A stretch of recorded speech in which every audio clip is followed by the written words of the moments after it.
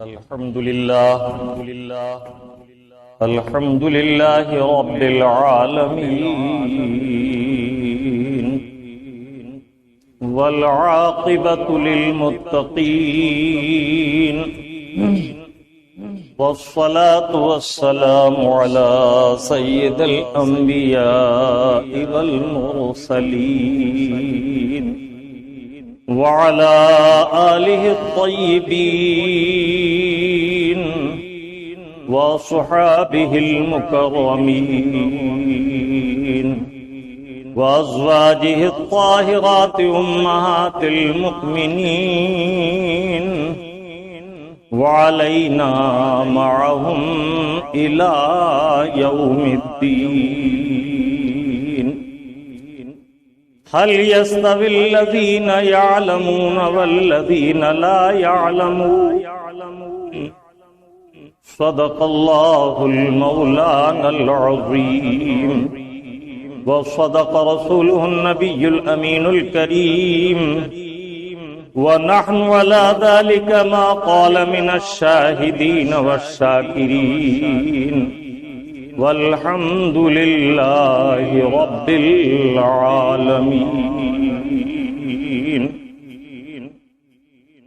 سب سے پہلے انتہائی ادب و محبت اور عقیدت و احترام کے ساتھ آقائے نامدار مدنی تاجدار سید ابرار و اخیار شہنشاہ ذی وقار احمد مجتبی روحی فدا محمد مصطفیٰ صلی اللہ تعالی علیہ وسلم کے دربار پرانوار میں درود پاک کی نظر محبت پیش کیجیے. اللہم صلی علی سیدنا و شفیعنا و نبینا و مولانا محمد وعلی آل سیدنا و مولانا محمد کما تحب و ترضى بأن تصلی علیہ صلاة و سلام علیک یا سیدی یا رسول اللہ وعلی آلک و اصحابک یا حبیب اللہ.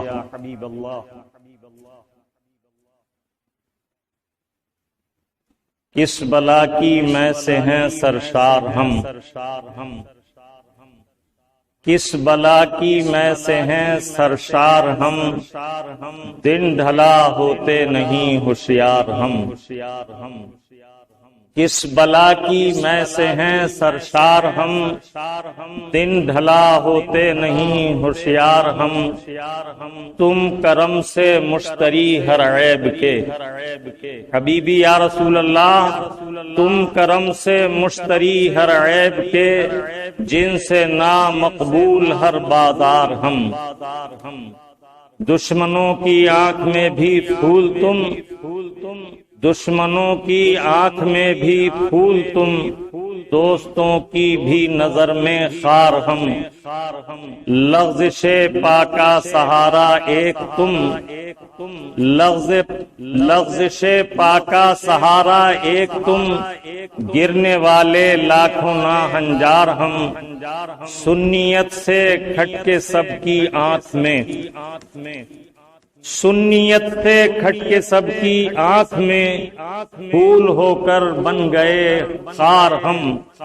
درود پاک پھر سنائیں صلی اللہ علی النبی الامی والہ صلی اللہ علیہ وسلم. صلاۃ و سلام علیک یا سیدی یا رسول اللہ وعلی آلک و اصحابک یا حبیب اللہ. آج کا روز سعید عالم اسلام کی ایک عبقری شخصیت، معجزۃ من معجزات رسول، آیۃ من آیات اللہ، حجت الاسلام والمسلمین، امام اہل سنت، امام عشق و محبت، سیدنا اعلی حضرت امام احمد رضا فاضل بریلوی قدس سرہ العزیز کا عرس مبارک کا دن ہے، اور تقریباً سارے عالم اسلام میں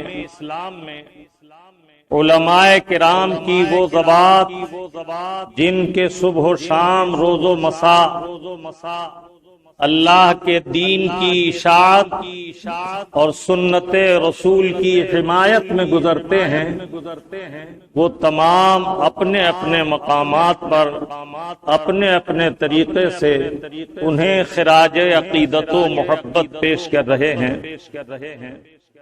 اسی کی مناسبت سے میں نے خطبہ مسنونہ کے بعد جو آیت بینہ تلاوت کرنے کا شرف حاصل کیا اس پر کچھ دیر گفتگو کریں گے اور اس آیت مبارکہ سے اکتساب فیض کریں گے۔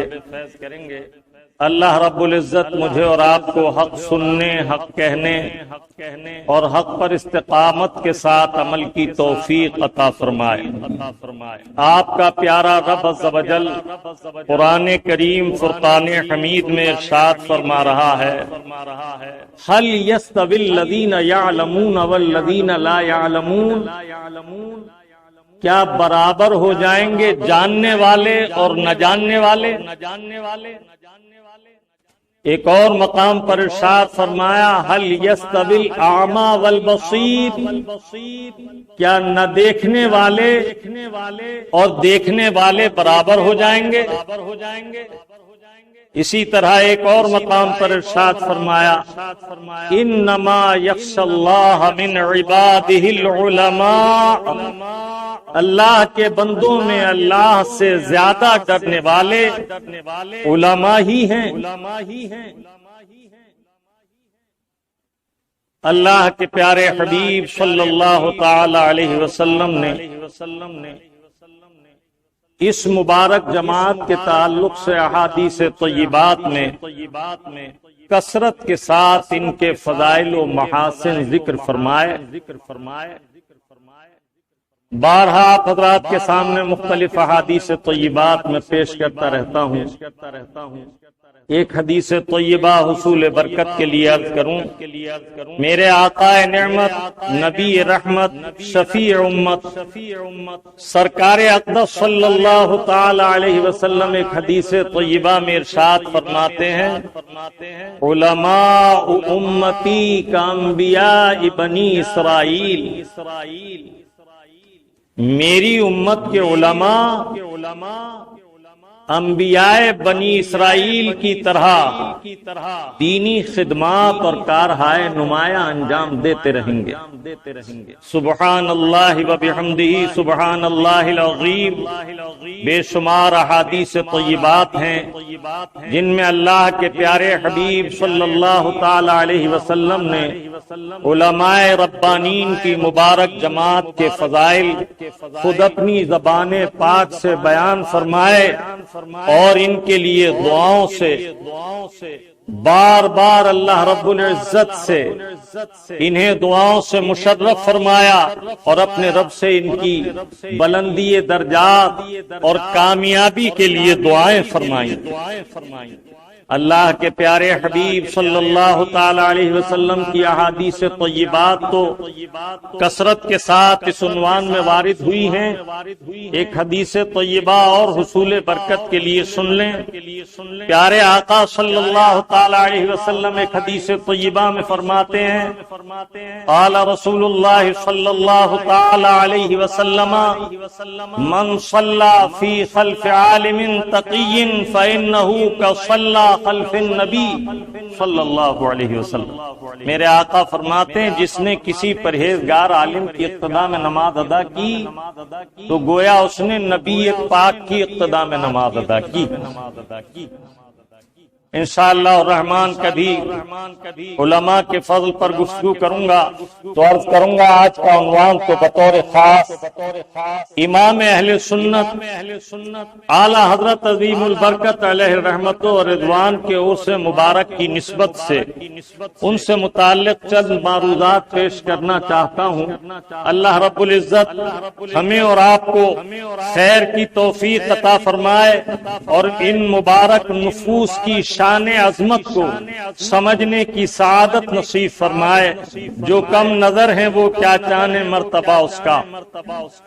وہ جو کم نظر ہیں وہ کیا جانے مرتبہ اس کا حریم شرع میں گزرے ہیں جس کے شام و سحر، جو صبح و شام بلکہ اپنی زندگی کے ہر ساتھ میں شرع مبارک ہی کو پیش نظر رکھتا ہے، اس کے مرتبے کو اس کے لائق ہی لوگ پہچان سکتے ہیں، عام لوگ اس کے منصب کو کیا پہچانے۔ اللہ کے محبوب صلی اللہ تعالی علیہ وسلم نے ارشاد فرمایا، انا خاتم النبیین لا نبی بعدی، میں آخری رسول ہوں، میرے بعد کوئی نبی نہیں آئے گا۔ پیارے آقا صلی اللہ تعالی علیہ وسلم جو پیغام رشد و ہدایت لے کر دنیا میں تشریف لائے، جس کا انہوں نے کما حقہ حق ادا کر دیا، ان کے بعد یہ سلسلہ دو نورانی جماعتوں کو عطا ہوا، ایک اولیاء کرام کی مبارک جماعت اور ایک علماء ربانین کی مبارک جماعت۔ خوب یاد رکھیے کہ اللہ کے دین کی اطاعت وہی کر سکتا ہے جسے احکام شرع کی معلومات ہو، اور جسے شرعی احکام کا علم نہیں ہوتا بعض اوقات وہ شرع پاک کے مقابل آ جاتا ہے اور بڑے نقصان اٹھاتا۔ اسی لیے علماء ربانین نے یہ صراحت فرمائی، منزل قرب الہی کا راستہ طے کرنے کے لیے علوم دین ضروری ہیں۔ جب تک علم دین آدمی نہیں سیکھتا تب تک وہ احکام شریعت کی اطاعت بھی نہیں کر سکتا۔ ظاہر ہے کہ جو شخص وضو کرنا چاہتا ہے اسے یہ معلوم ہونا چاہیے کہ وضو کے فرائض کیا ہیں، وضو کے واجبات کیا ہیں، وضو کی سنتیں کیا ہیں، اور اگر بالتفصیل وہ یہ علم نہ رکھتا ہو تو کم از کم کسی جاننے والے کا وضو دیکھ کر عملی طور پر اس کا وضو صحیح ہونا ضروری ہے۔ اس لیے کہ اللہ کے محبوب صلی اللہ تعالی علیہ وسلم نے ارشاد فرمایا، الطہارۃ مفتاح الصلاۃ، نماز کی کنجی پاکی ہے، جب تک وضو نہیں نماز نہیں۔ الا ھذا القیاس، ہر عمل خیر کے لیے اس کے احکام کا جاننا اور اس کی معرفت حاصل کرنا لازمی امر ہے۔ اسی لیے تقرب الہی کی منزلیں اسی کو حاصل ہو سکتی ہیں جو علم کے فرائض کا حق ادا کرے، کہ اللہ کے حبیب صلی اللہ تعالی علیہ وسلم نے فرمایا، طلب العلم فریضۃ علی کل مسلم و مسلمہ، ہر مسلمان پر علم دین کا حاصل کرنا فرض ہے۔ اور یہ کس قدر علم ہے؟ ضروریات دین کا علم حاصل کرنا فرض ہے، فرائض و واجبات کی معلومات کا علم حاصل کرنا فرض ہے۔ جس شخص کو ضروریات دین اور فرائض و واجبات کا بھی علم نہیں، اس نے اس فریضے کا حق ادا نہیں کیا۔ اور بتمام و کمال علم دین حاصل کرنا یہ علماء کرام کا حصہ ہے جو فرض کفایہ ہے۔ اللہ تبارک و تعالی ہمیں اور آپ کو ضروریات دین اور فرائض و واجبات کا اس قدر علم، جس قدر علم سیکھنا ہر مرد عورت پر فرض ہے، اس کے سیکھنے کی توفیق عطا فرمائے۔ اس میں وہ تمام علوم آ جاتے ہیں جو پاکی ناپاکی، وضو و غسل، ضروریات دین، معتقدات اور معمولات سے متعلق ہیں۔ اللہ رب العزت ہمیں اور آپ کو علم دین کا سچا ذوق عطا فرمائے، اور جنہوں نے بتمام و کمال علم حاصل کیا انہوں نے قرب الہی کا وہ عظیم نورانی زینہ پا لیا کہ جس کی وجہ سے ان کو ایسا تقرب خاص حاصل ہوا کہ میرے آقا صلی اللہ تعالی علیہ وسلم فرماتے ہیں کہ میرے عالم کا سونا بھی عبادت ہے، اس لیے کہ وہ شریعت طاہرہ کی پاسداری کے مطابق اگر سوئے تو سونا عبادت ہے۔ اگر آپ پانی سنت کے مطابق پیتے ہیں تو بظاہر یہ آپ کی ضرورت کے دفاع کے لیے ہے، لیکن یہ اللہ کی بارگاہ میں ایک عبادت ہے۔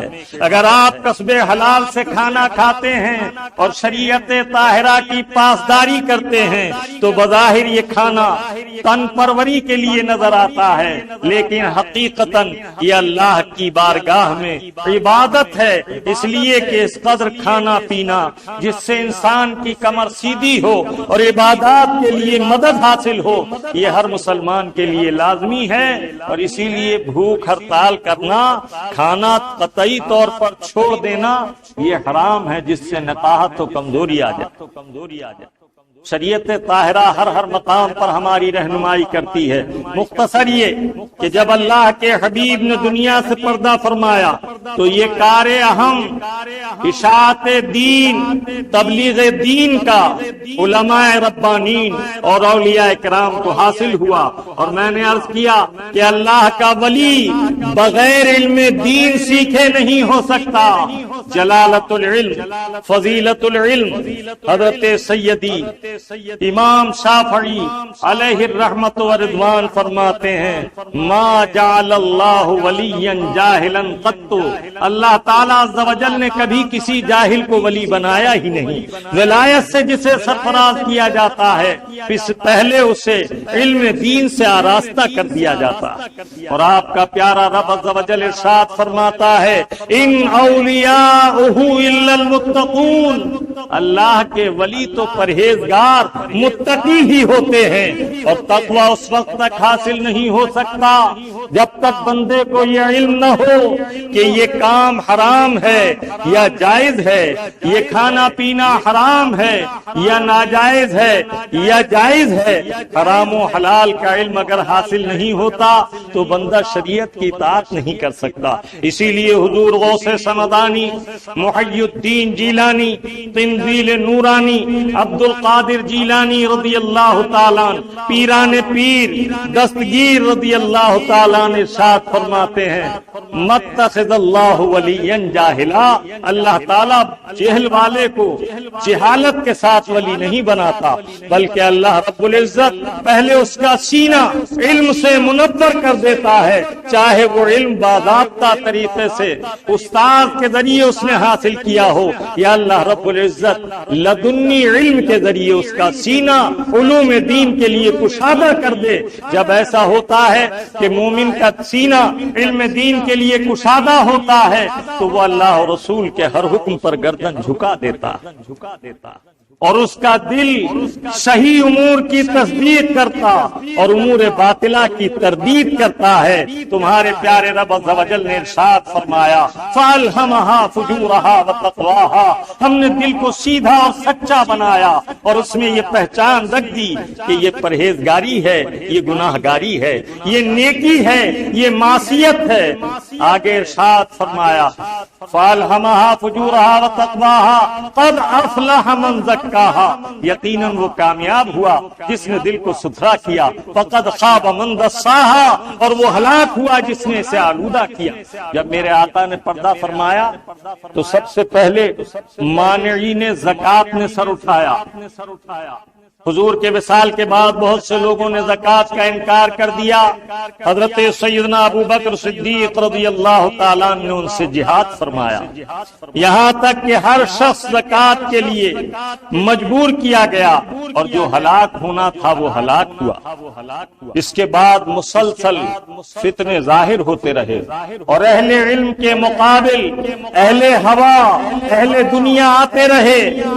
اسے تسلسل کے ساتھ اگر ذکر کیا جائے تو حضور کے زمانے سے آج تک بہت سے واقعات ہیں، چیدہ چند باتوں کی طرف، چنندہ چند باتوں کی طرف اشارہ کر کے آپ کا ذہن مبذول کرانا چاہوں گا کہ عالم حقہ کی کس قدر امت مسلمہ کو ضرورت ہے۔ میرے آقا تو ایک حدیث طیبہ فرماتے ہیں کہ میرے عالم کی میری امت کو جنت میں بھی ضرورت ہوگی۔ عرض کیا یا رسول اللہ دفتر عمل بند ہو چکا ہوگا اور اہل جنت جنت میں جا چکے ہوں گے، پھر وہاں علماء کی کیا احتاج ہوگی؟ فرمایا تمہارا رب عز و جل اہل جنت کو ندا فرمائے گا، مانگو کیا مانگتے ہو، اور جب وہ اپنے گرد و پیش میں نظر کریں گے تو اللہ رب العزت کی ہر نعمت ان کے پاس موجود ہوگی۔ خیال کریں گے ہم اپنے مولا سے کیا مانگیں، ہمیں حیا آتی ہے کہ ہمارا مولا ہم سے مطالبہ کرتا ہے مانگو مجھ سے جو نعمت چاہتے ہو، اور ہمارے گرد و پیش تو اس کی نعمتوں کا ایک انبار لگا ہوا ہے، جس چیز کی خواہش ہوتی ہے مان وہ حاضر ہے، ہم اپنے مولا سے کیا مانگیں؟ تو سب سے کم حاصل ہونے والی نعمت اور سب سے عظیم ترین نعمت جنت میں جو ہوگی وہ اللہ رب العزت کا دیدار، جمال مولا کے جلووں سے آنکھوں کا سرشار ہونا ہوگا، اور یہ ایسا مقام ہے کہ ہر جنت والے کو اس کے مرتبے کے لحاظ سے حاصل ہوگا۔ اور اہل اللہ کی شان تو یہ ہے کہ وہ جنت کی تمام تر نعمتوں سے صرف نظر کر کے فرماتے ہیں کہ ہم اگر جنت میں جائیں گے تو وہ ایک ہی خواہش اور ایک ہی آرزو ہوگی جس کے لیے ہم جنت میں جائیں گے، اور وہ ہوگا جمال الہی، دیدار خداوندی۔ اہل جنت کو اللہ رب العزت اپنا دیدار کرائے گا، اور اس سے پیاری، اس سے لذیذ، اس سے عظیم جنت کی نعمتوں میں کوئی نعمت نہ ہوگی۔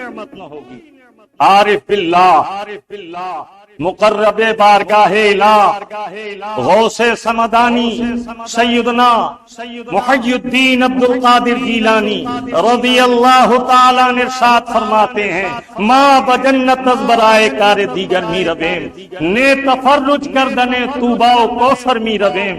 ہم تو جنت میں کسی اور ہی مقصد سے جائیں گے، جنت کی بہاروں اور وہاں کے طوبا و کوثر سے ہم لطف اندوز ہونے کے لیے جنت میں نہ جائیں گے، اور وہ کون سی نعمت ہے؟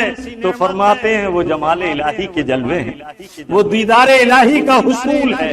معلوم ہوا کہ جنت کی عظیم ترین نعمت اپنے مولا کے جلوے کا دیکھنا ہے، تو میرے آقا نے فرمایا کہ میرے علماء کی جنت میں بھی میری امت کو حاجت ہوگی۔ ذہن حاضر ہے نا؟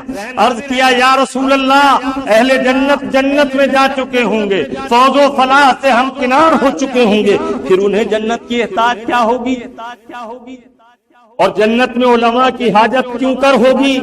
فرمایا رب تعالیٰ ندا فرمائے گا جیسا اس کی شان کے لائق ہے، مانگو مجھ سے کیا مانگتے ہو، اور اہل جنت ہر نعمت سے نوازے گئے ہوں گے، وہ حیران ہوں گے اپنے مولا سے ہم کیا مانگیں۔ تو سب فیصلہ کریں گے چلو علماء سے معلوم کریں کہ ہم اپنے مولا سے کیا مانگیں۔ وہ کمال کرم سے انتہائی مہربانی سے فرماتا ہے مانگو کیا مانگیں، تو علماء فرمائیں گے اپنے رب سے اس کا دیدار طلب کرو، اس کے جلوے مانگو، اس لیے کہ یہ مراتب کے اعتبار سے ہوگا، کسی کو ایک ہفتے کی مقدار میں، کسی کو مہینے بھر کی مقدار میں، کسی کو سال بھر کی مقدار میں، کسی کو اس سے بھی زیادہ، اور بعض خوش نصیب وہ ہوں گے جن کا تکیہ اس کے قرب خاص میں ہوگا، مسندیں لگی ہوں گی، ان کی آنکھیں ہوں گی، اور جمال الہی ہوگا۔ سبحان اللہ، سبحان اللہ۔ اللہ رب العزت نصیب فرمائے سب سے بڑی عظیم نعمت جنت میں یہ ہے۔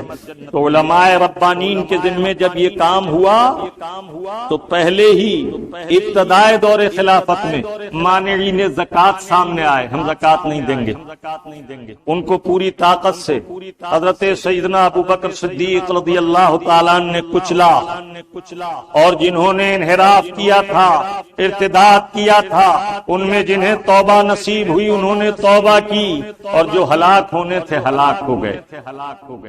اس کے بعد زمانہ تیزی سے بڑھتا رہا۔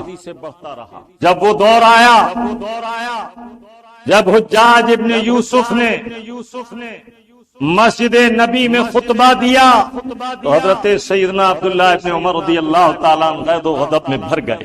فرمایا ظالم چمن مصطفیٰ کو تاراج کر رہا ہے، حرام کو حلال کہتا ہے، اور حرم پاک میں نقب زنی کرتا ہے۔ بہت غضبناک ہوا، زمانہ بڑھتا رہا، بدلتا رہا۔ ایک وقت وہ بھی آیا کہ سیدنا سعید ابن جبیر جیسے جلیل القدر عظیم الشان تابعی کو اس نے قتل کرایا، اور جب انہیں اس کے سامنے پیش کیا گیا اور اس نے اپنا مقصد چاہا تو آپ نے صاف انکار فرمایا۔ آئین جوان مرداں حق گوئیوں بے باکی، اللہ کے شیروں کو آتی نہیں روبائی۔ اس نے فوراً ان کے قتل کا حکم کیا۔ جلاد لایا گیا، جلاد نے آ کر آپ کے قتل کا ارادہ کیا۔ اس نے قسم کھاتے ہوئے کہا میں ضرور تمہیں قاضی مقرر کروں گا اور تمہارے قلم کے فیصلوں پر عمل درآمد کروں گا۔ چاہتا تھا کہ اپنی مرضی کے فیصلے ان سے کرائے اور احکام شرع کی پامالی یوں کرے کہ ان کے نام یہ لگاتا رہے کہ قاضی وقت ہے ان کا فیصلہ تھا۔ آپ نے صاف انکار کر دیا۔ اس کے بعد اس نے قتل کا حکم دیا۔ آپ نے جب اس کی قسم کے مقابل قسم ذکر فرمائی تو اس نے تیش سے اپنے بال کھینچے اور کہا انہیں لٹا کر جلدی ذبح کر دو۔ جلاد نے جب آپ کو لٹایا تو آپ نے اپنا چہرہ مبارک بیت اللہ کی طرف کر لیا اور آپ نے انی وجہت وجہی للذی فطر السماوات والارض کہا۔ اس نے کہا اسے اوندھے منہ لٹاؤ۔ اسے یہ گوارا نہ ہوا کہ کعبے کی طرف رخ کیا جائے، انہیں اوندھے منہ لٹایا گیا۔ جلیل القدر تابعی، ہزارہا حدیث ان کے سینے میں محفوظ، قرآن و حدیث کے جاننے والے ایسے عظیم عالم کو قتل کیا جا رہا ہے۔ جب منہ زمین کی طرف کیا تو انہوں نے پڑھا فَإِنَّمَا تَوَلُّوا فَثَمَّ وَجْهُ اللَّهِ۔ چہرہ جب کعبے سے اس نے پھیرا دوسری جانب کیا تو آپ نے پڑھا جس طرف رخ کرو گے رب کا جلوہ ادھر ہی پاؤ گے۔ تو پھر اس نے حکم کیا اوندھے منہ لٹاؤ۔ جب زمین پر لٹایا اور الٹی گردن زمین پر رکھ دی تو فرمایا منہا خلقناکم وفیہا نعیدکم ومنہا نخرجکم تارۃ اخری۔ اس نے پھر چیخ مار کر زور سے کہا جلدی ذبح کرو۔ جب آپ کا سر اقدس تن مبارک سے جدا کر دیا، منہ مبارک سر کے بال پکڑ کر سر اقدس کو اٹھایا، سامنے طاق میں رکھ دیا گیا۔ آپ کی آنکھیں کھلی ہوئی تھیں۔ آپ نے بلند آواز میں کلمہ طیبہ پڑھا لا الہ الا اللہ محمد رسول اللہ۔ ایک روایت میں ہے 3 بار کلمہ طیبہ پڑھا اور اس کے بعد فرمایا ظالم تو نے مجھے کیوں قتل کیا؟ آج کے بعد تو کسی کو ظلماً قتل نہ کر سکے گا۔ اس واقعے کے بعد صرف 17 دن یہ زندہ رہا۔ جب نیند کی جھپکی لگتی تو فوراً اٹھ بیٹھتا اور کہتا سعید ابن جبیر نے میرے پاؤں کے انگوٹھے کھینچے ہیں۔ وہ کہتے ہیں مجھے ظالم تو نے کیوں قتل کیا؟ اسی بے خوابی کے عالم میں ذلیل و خوار ہو کر اس کا انتقال ہوا اور آگے زمانہ بڑھتا ہے۔ آپ دیکھتے جائیے کیسا کیسا دور آتا ہے۔ ذرا یاد کرو ابھی 100 برس کا زمانہ پورا نہیں ہوا، واقعہ کربلا عمل میں آیا۔ میرے آقا نے صاف فرمایا تھا اول من یبدل بسنتی رجل من بنی امیہ یقال له یزید۔ میری امت میں سب سے پہلے جو رکھنا پیدا کرے گا اور سنتوں کو پامال کرے گا وہ یزید ہوگا، خاندان بنی امیہ کا شخص ہوگا، اس کا نام یزید ہوگا۔ صحابہ کرام کا دور تھا، سب جانتے تھے، اس کے باوجود واقعہ کربلا آپ حضرات نے بارہا سنا ہے۔ یہ شان والوں کا کام ہے کہ حق اور ابطال باطل کے لیے فیصلہ کن ارادہ ظاہر کر کے اس پر چٹان کی طرح قائم ہو جاتے ہیں۔ ان کے پائے استقامت میں لغزش نہیں آتی۔ امام برحق نے یزید جیسے ناہنجار کے ہاتھ پر بیعت سے انکار کر دیا، یہاں تک کہ واقعہ کربلا پیش آیا جو آپ نے بارہا سنا ہے۔ زمانہ آگے بڑھتا گیا، ایسے بہت سے واقعات رونما ہوئے۔ حضرت سیدنا امام الہجرت امام مالک رضی اللہ تعالیٰ عنہ کا عہد مبارک آیا۔ طلاق مکروہ کے تعلق سے بادشاہ وقت کا سر خراب ہوا، آپ نے فرمایا طلاق مکروہ کے تعلق سے صاف لفظوں میں آپ نے ارشاد فرمایا کہ طلاق مکروہ کوئی چیز نہیں ہے، صاف صاف ارشاد فرما دیا ان الطلاق المکروہ لیس بشیء، مکروہ طلاق کوئی چیز نہیں، لیکن آپ کو درے لگوائے گئے، آپ کو قید کی صعوبتوں سے دوچار کیا گیا، سخت مشکلات کا سامنا ہوا، لیکن اپنے فیصلہ حقہ پر استقامت کے ساتھ قائم رہے۔ حضرت سیدنا امام مالک کے بعد اس عہد مبارک کو یاد کرو جو 30ویں صدی ہجری کا زمانہ ہے۔ ہر زمانے میں اہل ہوا، اہل دنیا، اہل باطل علماء سے ٹکراتے رہے ہیں اور علماء حق کا آقات حق کا علم بلند کرتے رہے، اور امیروں نے، رئیسوں نے، کبیروں نے ہمیشہ ان کے تقوی و طہارت کو چیلنج کرنا چاہا، انہیں اپنی حمایت کے لیے اپنے کاندھے پر کاندھے کھڑا کرنے کی کوشش کی، چاہا کہ یہ بھی ہمارے ساتھ کیچڑ میں کھڑے ہوں تاکہ ہم کہہ سکیں کہ اگر یہ مقام قابل قیام نہ ہوتا تو ہمارے ساتھ یہ اللہ والا کیوں کھڑا ہوتا، لیکن اللہ تعالیٰ نے ہمیشہ ان کے منصوبوں کو پامال کیا اور اعلی حق کلمت الحق کو بلند کرنے والوں کی عظمتوں کا پرچم ہمیشہ بلند فرمایا۔ حضرت سیدنا امام احمد ابن حنبل رضی اللہ تعالیٰ عنہ کا دور ہے، معتزلہ نے سر اٹھایا، اور وہ ایسا دور تھا کہ اس زمانے میں معتزلہ کی حمایت میں شاہان وقت بھی آ گئے، معتصم باللہ، مامون، بتائیے ذرا سوچئے تو صحیح، ایسے سخت بادشاہ جنہوں نے چاہا کہ معتزلی دین کا پرچم بلند ہو۔ سب سے پہلا اعتقاد جو معتزلہ نے پیش کیا وہ یہ تھا کہ قرآن کریم اللہ کی مخلوق ہے، جس طرح ہر مخلوق فنا ہوگی قرآن کو بھی فنا ہے، لیکن جب امام برحق سیدنا امام احمد ابن حنبل رضی اللہ تعالیٰ نے یہ کلمات سنے تو آپ نے صاف صاف اعلان فرمایا القرآن کلام اللہ غیر مخلوق وغیر حادث، قرآن اللہ کا کلام ہے، یہ مخلوق نہیں ہے، اللہ کی صفت ہے، جب ذات الہ باقی تو اس کی صفات بھی باقی، اسے فنا نہیں۔ یہ وہ زمانہ تھا کہ ان بادشاہوں کی طاقت کے ساتھ بڑے بڑے طاقت والے کھڑے ہو گئے، بڑے بڑے قوت والے کھڑے ہو گئے اور ان کا ساتھ دیا، بالکل اسی طرح جیسے طلاق مکروہ کے سلسلے میں امام مالک رضی اللہ تعالیٰ عنہ کو ننگی اونٹ کی پیٹھ پر ان کے پائے اقدس میں بھاری زنجیریں ڈال کر ننگی پیٹھ پر سوار کرنے کے لیے کہا، اور حکم کیا؟ یہ خود چلیں، بغیر کسی دوسرے کی مدد کے اونٹ پر سوار ہوں، خود اتریں۔ آپ نے سب قبول کیا، اور جب آپ کو اونٹ پر لاد کر قید خانے کے لیے روانہ کیا گیا تو اس امام برحق نے کیا فرمایا؟ من عرفنی فقد عرفنی ومن لم یعرفنی فانا مالک بن انس رضی اللہ تعالی واقول، کیا فرمایا؟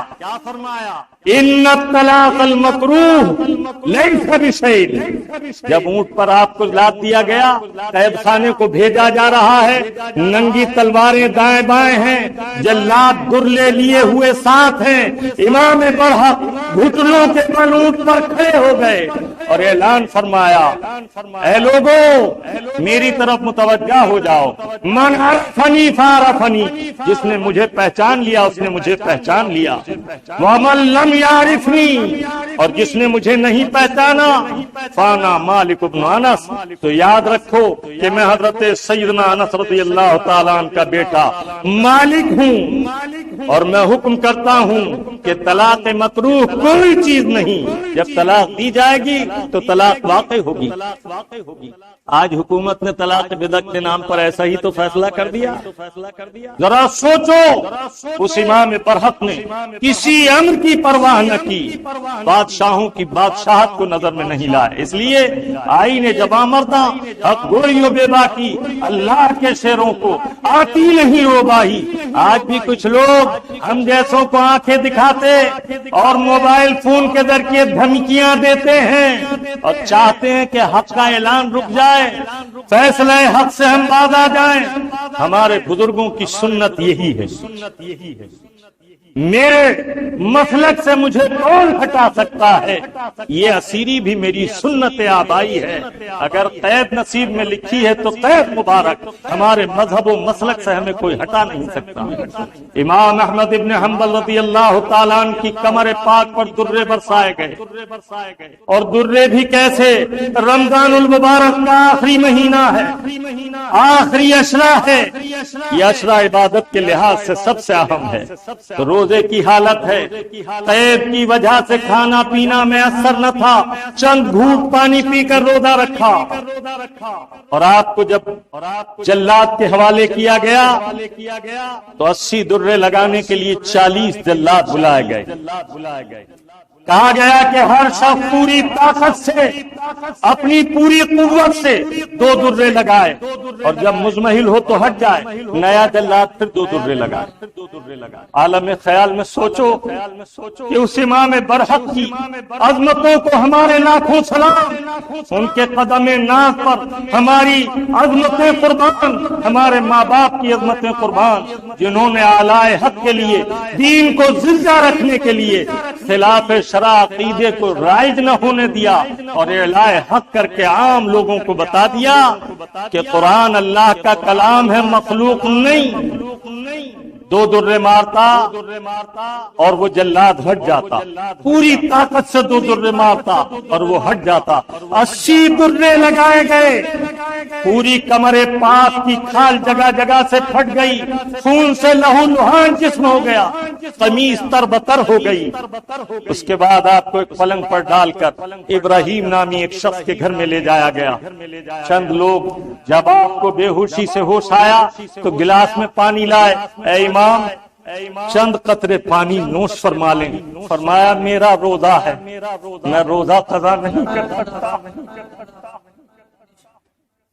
اس کے بعد ارشاد فرمایا ہمارا مقصود تو دین مصطفیٰ کو قائم رکھنا ہے، اس جان کی کیا پرواہ۔ آپ کے زمانے کے لوگ کہا کرتے تھے کہ یہ دن جو ہے، آج کل کے جو ایام ہیں، یہ بات کرنے، مسائل بتانے کے ایام نہیں ہیں۔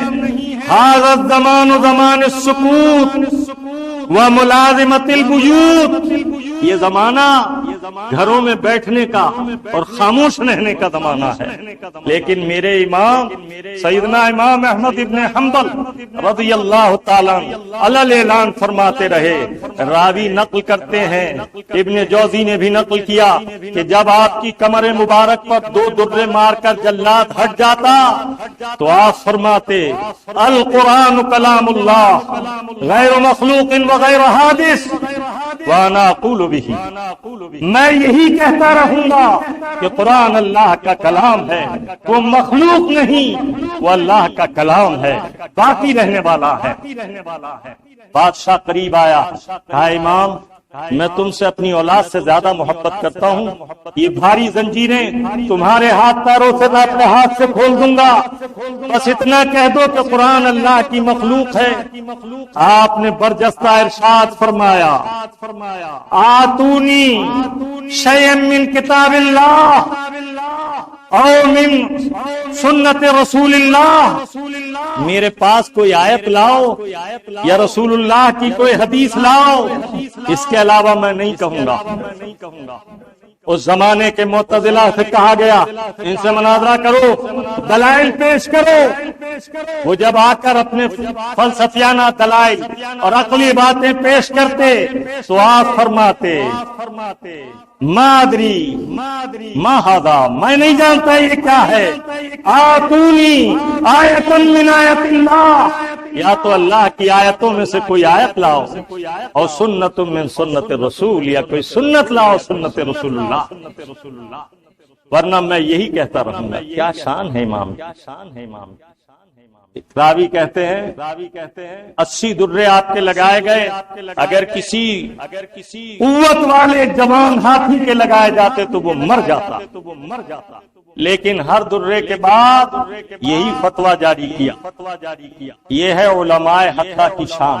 اور اعلیٰ حضرت امام اہل سنت، وقت ختم ہوا، وقت اجازت نہیں دیتا، وہ آخری شعر میں فرماتے ہیں سنیت سے کھٹ کے سب کی آنکھ میں، سنیت سے کھٹ کے سب کی آنکھ میں پھول ہو کر بن گئے خار ہم۔ جب اعلیٰ حضرت کا زمانہ آیا تو چکڑالوی بھی تھے، اہل حدیث بھی تھے، اہل قرآن بھی تھے، دیوبندی بھی تھے، وہابی بھی تھے، بہائی بھی تھے، رافضی بھی تھے، ہر طرف سے دین اسلام پر الغاز تھی۔ اور اپنوں کا حال یہ تھا کہ اپنے کہلانے والے حسد کی وجہ سے تنقیدیں کرتے تھے۔ آج بھی نہ جانے کیا کیا لوگ بکتے ہیں، یہ کاش کیوں کہہ دیا۔ اردو سے جاہل نابلد، علم سے جاہل محض، اور امام کے کلام پر تنقید۔ کبھی وقت ملا تو کچھ اشعار کی توضیح کروں گا۔ میرے اعلیٰ حضرت فرماتے ہیں کہ سنیت کی وجہ سے ہم سب کی آنکھوں کا خار ہو گئے، پھول بن کر بھی ہم خار کی طرح کھٹکنے لگے۔ ایک جگہ استغاثہ کرتے ہوئے عرض کرتے ہیں ایک طرف ہے آدائے دین، ایک طرف ہے حاسدین، تنہا ہے بندہ شہا تم پہ کروڑوں درود۔ یا رسول اللہ، ایک طرف حاسدین ہیں، ایک طرف اعدائے دین ہیں، اور تمہارا غلام بے دام تنے تنہا ہے۔ یا رسول اللہ، اس کی اعانت و امداد فرمائیے۔ اور وہ دن دور نہ تھا کہ اللہ تعالیٰ نے ان کا پرچم بلند کیا اور اعلاء کلمت الحق کو واضح اور روشن فتح حاصل ہوئی، اور اللہ تعالیٰ عز و جل نے 4 دانگ عالم میں امام اہل سنت کا چرچا عام کر دیا۔ کیوں نہ ہو کہ ان کا مولا فرماتا ہے فاذکرونی اذکرکم، تم میرا ذکر کرو میں تمہارا ذکر کروں گا، تم میرا چرچا عام کرو میں تمہارا چرچا عام کروں گا۔ اللہ رب العزت نے شرق سے غرب تک، غرب سے شمال تک، شمال سے جنوب تک 4 دانگ عالم میں ان کا شہرہ اور غلغلہ عام کر دیا، ان کا پیغام عام کر دیا۔ یہ سب رب تعالیٰ کا انعام کیوں ہوا؟ اس لیے کہ ان کا مقصد اعلاء کلمت الحق تھا۔ جس طرف سے باطل آواز اٹھی اس کا انہوں نے رد فرمایا۔ اللہ تبارک و تعالی ہم سب کو علماء حقہ کی اتباع و اطاعت کی توفیق عطا فرمائے، اور خواہش نفس رکھنے والے نفس کے بندوں اور نفس کے غلاموں کو اللہ توفیق دے کہ اس اعزاز والی مبارک جماعت علماء کی شان عظمت کو پہچانے اور ان سے اکتساب فیض کریں۔ اللہ رب العالمین مجھے اور آپ کو حق کہنے، حق سننے، حق پر استقامت کے ساتھ عمل کی توفیق عطا فرمائے۔ نماز جمعہ کے بعد فاتحہ خوانی ہو۔